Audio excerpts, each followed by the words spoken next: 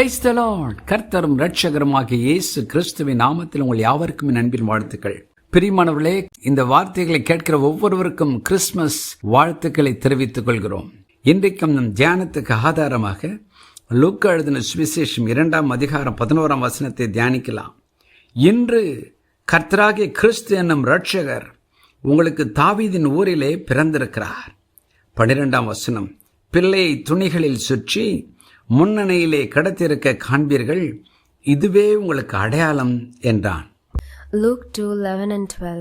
For there is born to you this day in the city of David a Savior, who is Christ the Lord. And this will be the sign to you: you will find a babe wrapped in swaddling clothes, lying in a manger. பிரியமானவர்களே, இயேசு கிறிஸ்து பிறந்த அன்று வானத்திலிருந்து தேவ தூதன் தோன்றி அங்கு சற்று தூரத்தில் ஆடுகளை மேய்த்துக் கொண்டிருந்த மெய்ப்பர்களுக்கு இந்த அற்புதமான செய்தியை சொல்லுகிறார். அந்த செய்தியை சொல்லும்போது மெய்ப்பர்கள் அந்த வார்த்தையை அப்படியே கேட்டுக்கொண்டு அவர்களுக்கு கொடுக்கப்பட்ட அடையாளத்தின்படி போய் அந்த குழந்தையை சந்திக்கிறார்கள். எளிமையான மெய்ப்பர்கள் உண்மையாய் தங்கள் வேலைகளை செய்து கொண்டிருந்தார்கள். அவர்களுக்கு தேவன் தன்னுடைய வார்த்தையை அனுப்புகிறார் விண்ணகத்திலிருந்து தூதர்கள் மூலம். இன்றைக்கும் இந்த வார்த்தைகளை கேட்கும்போது என் உள்ளத்தில் ஒரு எண்ணம் வந்தது. உண்மையுள்ள மனிதர்களை கர்த்தர் நம்பி பொறுப்புகளை கொடுக்கிறார். இந்த மெய்ப்பொருளுக்கு என்ன பொறுப்பு கொடுத்தார்? ஒரு அடையாளத்தை காண்பிக்கிறார். அந்த அடையாளத்தை காண்பித்து ஒரு செய்தியையும் சொல்லுகிறார். எல்லா ஜனத்துக்கும் மிகுந்த சந்தோஷம் உண்டாக்கும் நற்செய்தி உங்களுக்கு அறிவிக்கிறேன். இன்று கர்த்தராகிய கிறிஸ்து எனும் இரட்சகர் உங்களுக்கு தாவீதின் ஊரிலே பிறந்திருக்கிறார் என்று ஒரு அற்புதமான செய்தியை சொல்கிறார். அதை இந்த மெய்ப்பொருள் கேட்டுக்கொண்டு ஓடி போகிறார்கள். வேதம் சொல்லுகிறது, அவர்கள் தீவிரமாய் ஓடினார்களாம். அந்த அடையாளத்தின்படியே மரியாளையும் குழந்தையையும் கண்டார்களாம். அது மாத்திரமல்ல, அவர்களை குறித்து வேதம் சொல்லுகிறது 17ஆம் வசனத்தில், கண்டு அந்த பிள்ளையை குறித்து தங்களுக்கு சொல்லப்பட்ட சங்கதியை பிரசித்தம் பண்ணினார்கள். Luke 2:17. Now when they had seen him, they made widely known the saying which was told them concerning this child. பாருங்கள், அந்த மெய்ப்பர்களுக்கு இருந்த ஒரு அற்புதமான குணாதிசயம் உண்மை. இரவு நேரத்தில் தங்கள் மந்தைகளை உண்மையாய் கண்ணும் கருத்துமாய் பாதுகாத்துக் கொண்டிருந்தார்கள். அவர்களுக்குத்தான் அந்த செய்தியை தேவன் முதலில் சொல்லுகிறார்.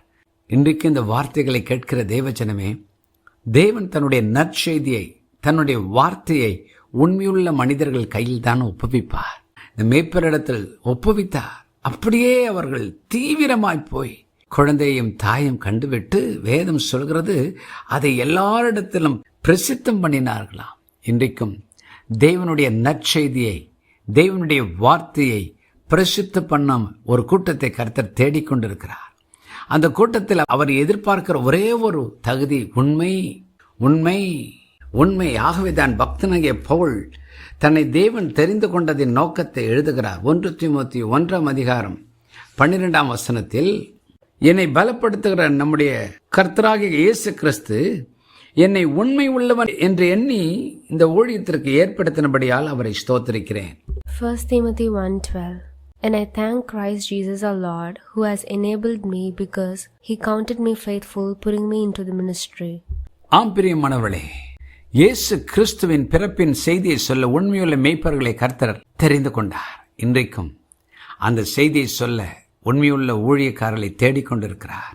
உடனடியாக கீழ்ப்படுகிறவர்கள், தீவிரமாய் வருகிறவர்கள், பிரசித்தம் பண்ணுகிறவர்கள், அவர்கள்தான் இன்றைக்கு அந்த கூட்டத்தில் என்னையும் தெரிந்து கொள்ளும் ஆண்டவரே.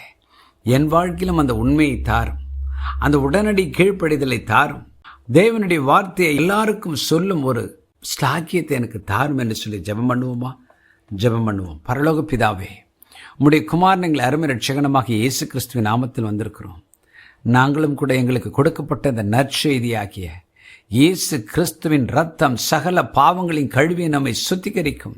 இயேசு கிறிஸ்துவின் நாமத்தில் கிடைக்கும் பாவ மன்னிப்பையும் ரட்சிப்பையும் இந்த உலகத்திற்கு சொல்ல, உம்முடைய 2ஆம் வருகையை நாங்கள் சொல்ல எங்களுக்கு வேண்டிய உண்மையையும் உழைப்பையும் தாரும். இயேசுவின் நாமத்தில் பிதாவே, ஆமென்.